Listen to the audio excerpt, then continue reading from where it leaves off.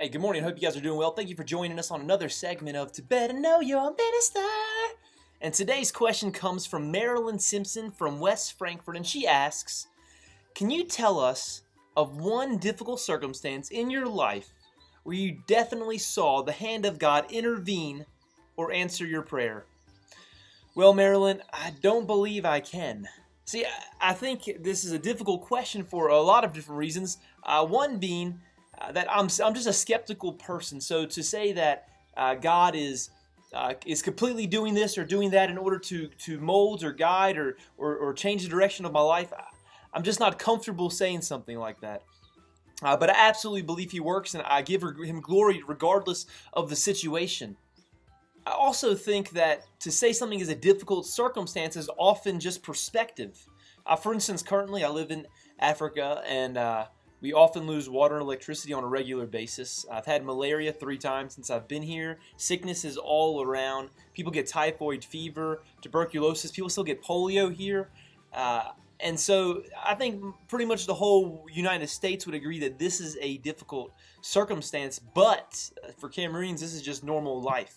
However, in saying that though, I've had malaria 3 times, but my wife has not had it even once, and my daughter has not had it at all. As a matter of fact, my daughter Azil has not been sick the entire time we've been here. Actually, the entire time she's been alive, she has not been sick, and I think that's only because of God's grace and because of His hand intervening in ways that I'm not able to see. Another way that I think God has worked recently is I bought a truck through Craigslist from a guy, and my mom and a friend went and picked the truck up. And then we found out, and we did this so that I would have a vehicle and my wife would have a vehicle when we got to the U.S. again. And then we found out that my wife's vehicle is actually totaled. See, we gave it to a friend of ours for him to use. Actually, we just gave it to him. And his plan was to give it back to us when we came back, because he just recently bought a new car. And so we just found out recently that it's totaled.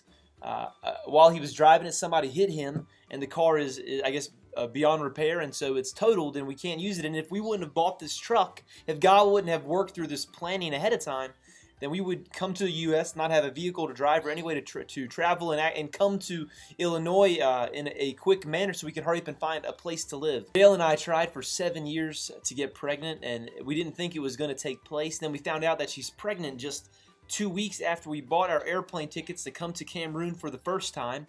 And then, we're planning on staying here until June before we come back to the U.S. and raise support to continue the ministry here. And we find out she's pregnant again July of this year. And so because of this, our plans changed. We realized that we just can't do the ministry here the way we would like to. And so we plan on coming back. And this just happens to be, I contact Jason Ishmael and let him know, hey, my wife's pregnant. We're planning on coming back to the U.S. to do ministry. And he says, Brian, I am leaving the church at West Frankfort, and I think you would be a perfect fit.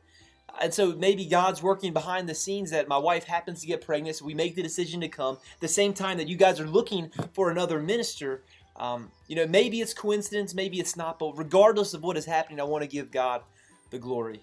There are other circumstances.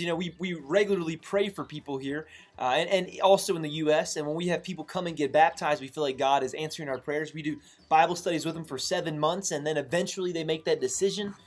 And so, for instance, Paul or Elizabeth are 2 people we've studied with and prayed for, and we've seen them get baptized into Christ. So we believe God is working through those prayers as well. The Hostetters, we're trying to get the resident permits renewed so they can continue to stay here and do ministry. And they had a difficult time. The immigration officer here just doesn't like foreigners, which is actually not a good characteristic to have if you're in charge of immigration. And so it didn't seem like she was actually going to approve them. But then through lots of prayer, and not only on our part, but I'm sure a lot of the saints in the U.S. as well, the immigration officer finally approved them on pretty much the last minute. So Cameroon did not digitize their immigration paperwork until after we got our resident permits. And our resident permits weren't officially signed by the immigration officer. They were signed by her assistant, which is not really legal. But because of this, the way it worked out, and they didn't digitize it till a couple of months after, we still have our resident permits, and nobody knows the wiser.